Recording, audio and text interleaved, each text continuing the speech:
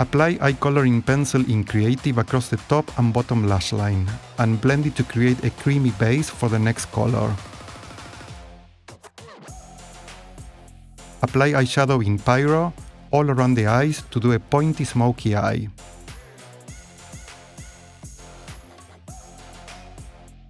Curl the lashes and coat them with mascara Raven.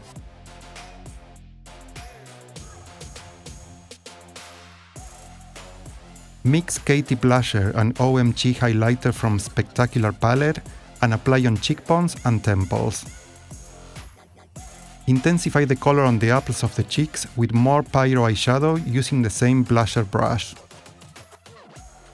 Define the lips with coloring pencil in Fantasy and apply lipstick bang on top.